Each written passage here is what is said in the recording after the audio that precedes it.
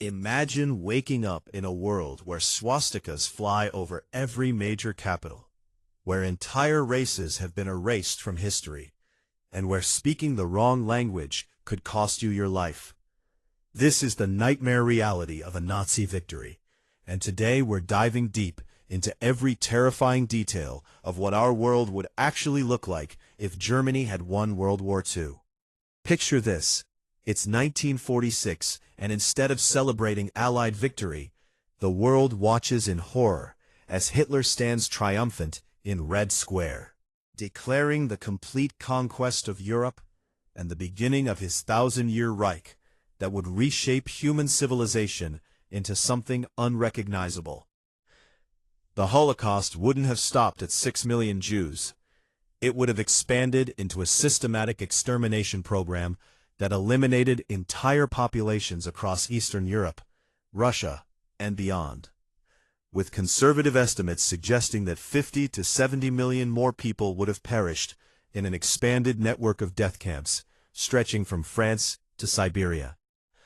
The General Plan Ost, Hitler's master plan for Eastern Europe, would have been fully implemented, meaning the deliberate starvation and murder of over 30 million Slavic people, to make room for German settlers, turning vast territories into agricultural colonies worked by slaves until they died. Britain, after either a successful Operation Sea Lion invasion in 1940 or a negotiated peace following the fall of the Soviet Union, would become a neutered puppet state, stripped of its empire, its navy scuttled, and its population living under a collaborationist government that makes Vichy France look independent by comparison. Winston Churchill would either be executed as a war criminal or die in exile in Canada, his warnings about tyranny silenced forever, while British aristocrats who collaborated would be rewarded with positions in the new order. The British Empire would be carved up, with India falling under Japanese control as part of the Axis division of the world, Australia and New Zealand becoming isolated outposts, desperately trying to appease their new overlords, and Canada absorbed into an American sphere that itself lives in constant fear. The United States, having never entered the war, or having been forced to accept peace after Germany developed atomic weapons first, would find itself isolated in a world dominated by fascist superpowers, facing a Cold War not against communism, but against an even more terrifying ideology that sees Americans as racially mongrelized and weak. Imagine American children in the 1950s not practicing duck and cover drills against Soviet nukes, but against German V-3 rockets and atomic weapons, while the government debates whether to adopt eugenic policies just to compete with the superior Nazi science. The space race wouldn't be about reaching the moon for all mankind. It would be a desperate military competition with Nazi scientists like Werner von Braun working not for NASA, but for the SS, developing orbital weapons platforms to hold the entire world hostage. Science itself would be twisted beyond recognition, with Einstein's theory of relativity banned as Jewish physics, quantum mechanics suppressed, and all research directed toward creating better weapons, enhancing the master race, or supporting insane racial theories that set human knowledge back generations. The greatest minds of the 20th century, Einstein, Oppenheimer, Bohr, Fermi, and thousands of others, would either be dead, in hiding, or working in secret American facilities, their potential wasted, while Nazi science pursued dead-end racial classifications and pseudoscientific breeding programs. Medical ethics would be obliterated, with the war crimes of Josef Mengele becoming standard practice in research hospitals across Europe, where human experimentation on inferior races would be conducted openly and legally, advancing some fields of trauma medicine while destroying our humanity in the process. Culture would die a slow death, as everything the Nazis deemed degenerate disappeared forever. Jazz music banned, modern art destroyed, books by Jewish, Slavic, or undesirable authors burned in massive public ceremonies that made the 1933 book burnings look like a preview. Imagine a world where Kafka, Proust, and Freud never existed in the historical record, where Picasso and Dali were executed as cultural saboteurs, where Hollywood was either destroyed or turned into a propaganda machine, making nothing but films glorifying Aryan supremacy and military conquest. The German language would become the global lingua franca, replacing English in international commerce, science, and diplomacy. With every child from Paris to Prague to Warsaw forced to abandon their native tongue, or speak it only in whispers at home.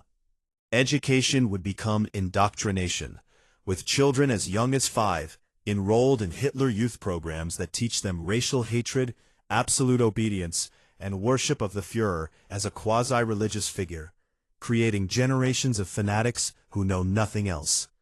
History would be rewritten entirely, with textbooks teaching that Germany was always destined to rule, that the Aryan race created all civilization, and that the extermination of inferior peoples was not just justified, but scientifically necessary for human progress. Your children wouldn't learn about democracy, human rights, or individual liberty. These concepts would be described as Jewish Bolshevik corruption that weakened nations and prevented humanity from achieving its true potential under proper leadership. The physical landscape of Europe would be transformed beyond recognition, with Hitler's megalomaniacal architect, Albert Speer, given unlimited resources to reshape entire cities according to Nazi aesthetics. Imagine Paris stripped of its charm and rebuilt with massive neoclassical buildings designed to make humans feel small and insignificant. Moscow demolished and replaced with Germania East, a planned city of monumental structures celebrating Germanic conquest, and Berlin itself transformed into Welthauptstadt Germania, capital of such overwhelming scale that St. Peter's Basilica could fit inside its planned Volkshalle assembly building. These construction projects would consume millions of slave laborers, worked to death, quarrying stone and pouring concrete for monuments to tyranny that would stand for centuries. The economic system would be organized around autarky and slave labor, with entire nations reduced to resource extraction zones feeding German industry, their populations graded by racial value and assigned roles accordingly. Scandinavians might be allowed limited autonomy and intermarriage with Germans, while Poles, Russians, and other Slavs would be literally worked to death in mines, factories, and farms, replaced by new captives as needed. There would be no Marshall Plan rebuilding Europe, no economic cooperation, just ruthless extraction and exploitation, with all wealth flowing toward Berlin and other Germanic centers, while occupied territories remain deliberately underdeveloped. The resistance movements that we romanticize in films would face even more brutal suppression than they did historically, with entire villages destroyed for harboring a single partisan, hostages executed by the hundreds for each German soldier killed, and advanced surveillance technology making organized resistance nearly impossible. Imagine the Warsaw Uprising not as a tragic but heroic last stand, but as just one of dozens of similar massacres, each one erased from history as the Nazis controlled all information and made entire peoples simply disappear from the record. The Catholic Church would face an existential crisis, with the Vatican either subdued through threats to Rome or forced into such comprehensive compromise that it becomes a tool of the state, blessing German conquests and remaining silent about genocide just to survive, forever staining its moral authority. Other Christian denominations would be absorbed into a positive Christianity that stripped away all Jewish roots, rejected the Old Testament, and portrayed Jesus as an Aryan warrior fighting against Jewish corruption, creating a perverted faith that served the state rather than any higher power. Technology would develop along different paths, with nuclear weapons, jet aircraft, and rockets advancing rapidly for military purposes, but consumer technology and quality of life improvements stagnating, because there's no free market innovation, no competition of ideas, and no incentive to improve the lives of the masses. Your smartphone wouldn't exist, the internet wouldn't exist, and even television would be limited to state propaganda channels, because totalitarian regimes fear information exchange and individual empowerment more than any external enemy. The environmental devastation would be catastrophic, with Nazi Germany's resource-intensive economy and complete disregard for anything beyond immediate exploitation, leading to deforestation, pollution, and ecological collapse across Europe and occupied territories. Because fascist ideology values conquest and domination over sustainability or stewardship. Africa would suffer even more than it did under historical colonialism, with the continent carved up between Germany and Italy, its resources ruthlessly extracted, and its people subjected to genocidal policies that would make the Congo Free State look merciful, as the Nazis had explicit plans to reduce African populations and use the continent as a dumping ground for unwanted populations from Europe. The Middle East would be organized around oil extraction and German strategic interests, with Jewish populations completely eliminated and Arab populations divided between those willing to collaborate and those marked for suppression, creating instability that would make the actual Middle East conflicts look tame. In Asia, Japan would rule unchallenged from Korea to Indonesia, implementing its own version of racial supremacy and committing atrocities that would continue unabated for decades without American intervention to stop them, with China either conquered entirely or reduced to a rump state, and hundreds of millions living under a brutal occupation that combined Japanese militarism with the administrative efficiency of their German allies.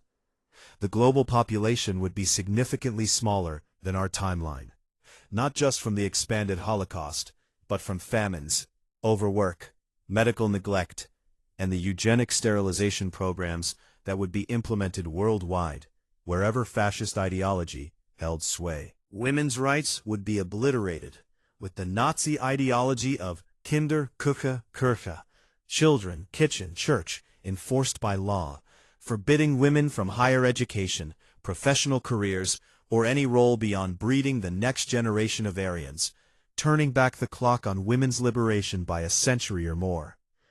LGBTQ individuals wouldn't just face discrimination, they would face systematic extermination, with homosexuality treated as a genetic disease to be eliminated through execution or forced medical experimentation, and any alternative expressions of gender or sexuality literally erased from human existence.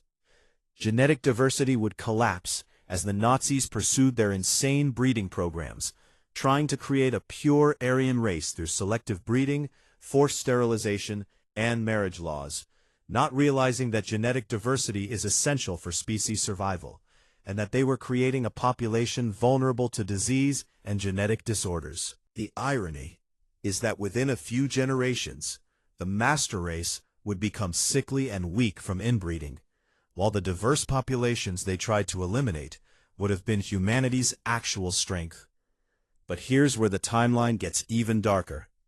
This Nazi world wouldn't be stable. It would be a ticking time bomb of oppression, resource depletion, and internal contradictions that would eventually explode. Fascist ideology requires constant expansion and external enemies to maintain legitimacy. So even after conquering Europe and dividing the world with Japan, the Reich would need to find new enemies, leading inevitably to conflict with Japan itself in a war between Axis powers for global dominance. This war would be fought with nuclear weapons, advanced rockets, biological warfare, and chemical weapons, making World War II look like a preliminary bout, and potentially ending human civilization entirely in a radioactive holocaust that spares no one. The regime would also face internal contradictions as the Nazi old guard aged and died, creating succession crises because totalitarian systems built around cult personality don't transition power well. Imagine the chaos when Hitler eventually dies and rivals like Göring, Himmler and Speer fight for control, each commanding loyal SS units and potentially nuclear weapons, ready to destroy the world rather than lose power. Regional governors in occupied territories would become warlords, declaring independence once the center weakens, turning Europe into a patchwork of fascist successor states fighting each other in an endless cycle of violence. The slave populations, numbering in the hundreds of millions, would eventually revolt despite the repression, because human beings can only be pushed so far before they choose death over servitude. And these uprisings would be so vast and desperate that even Nazi military might couldn't suppress them all, leading to decades of guerrilla warfare, terrorism, and counterterrorism that would make the Troubles in Northern Ireland look like a minor disturbance. Economic collapse would be inevitable, as the slave labor system proved inefficient compared to free markets. Innovation stagnated under state control.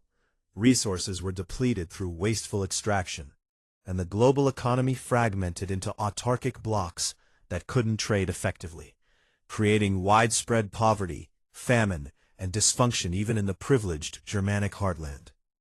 The very genetic purity the Nazis obsessed over would become their ultimate weakness, as their limited gene pool, combined with the systematic murder of hundreds of millions of the world's most intelligent and capable people, would create a civilization that couldn't innovate, couldn't adapt, and couldn't solve the complex problems of maintaining a global empire.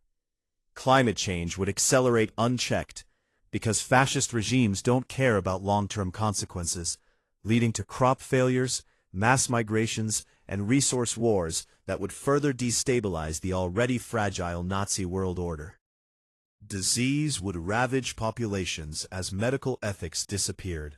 Antibiotics were used carelessly, creating resistant superbugs, and public health systems were organized around racial hierarchies rather than actual health outcomes, potentially leading to pandemics that would kill millions. Within 50 to 70 years of their victory, the Nazi regime would likely collapse under the weight of its own contradictions: military overextension, economic dysfunction, environmental catastrophe, and the simple fact that systems built on hatred and lies cannot sustain themselves indefinitely. But the collapse wouldn't bring freedom. It would bring chaos.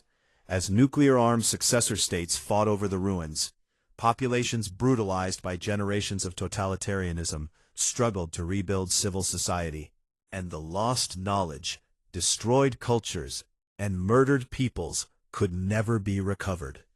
The aftermath would be a dark age that could last centuries, with humanity having lost so much knowledge, genetic diversity, cultural achievement, and moral progress that we might never recover to reach the heights of our actual timeline. The technology we take for granted, computers enabling global communication, medical advances extending lifespans, space exploration expanding our horizons, would either not exist or be twisted to serve authoritarian control, surveillance, and war. And perhaps most terrifying of all, the moral regression would be so complete that future generations raised under Nazi ideology might not even recognize the evil of their system. They would accept racial hierarchy, genocidal policies, and totalitarian control as normal, natural, and right, making genuine liberation not just difficult, but almost impossible, because the very concepts of human rights, individual dignity, and universal equality would have been systematically erased from human consciousness. This is why the Allied victory in World War II wasn't just important. It was the hinge point of human history, the moment when civilization itself hung in the balance and could have fallen into darkness so complete that we might never have emerged. This is why we remember the soldiers who died on the beaches of Normandy, the resistance fighters who gave their lives in occupied territories, the pilots who defended Britain's skies, the Soviet soldiers who bled to stop the Wehrmacht, and all those who stood against fascism when the cost was everything. Because they didn't just save their own nations, they saved the entire human future from a nightmare beyond imagination. This is why we say never again, and why those words must mean something more than empty ritual. Because the alternative timeline isn't just different, it's literally hell on earth, a world of ashes and blood and chains that would have destroyed everything that makes us human. And here's the most sobering thought of all. We came terrifyingly, horrifyingly close to making it real, closer than most people realize, with the war's outcome depending on decisions and moments and coincidences that could have gone the other way. The ideologies that drove Nazi Germany haven't disappeared. They've just gone underground, waiting for moments of crisis and fear to reemerge. So when you see someone spray painting a swastika as a joke, or hear someone casually spouting racial superiority theories, or watch as authoritarianism creeps back into politics, remember this nightmare timeline. Remember what was at stake, and understand that every small act of hatred unchallenged, every compromise with extremism, every time we choose comfort over confronting evil, we take a step toward that abyss. The world we live in, with all its flaws and problems and injustices, is paradise compared to the alternative. And we owe it to those who died to prevent that darkness from falling, to remain vigilant, to defend human dignity, to stand against tyranny in all its forms, and to never ever forget how close we came to losing everything that matters.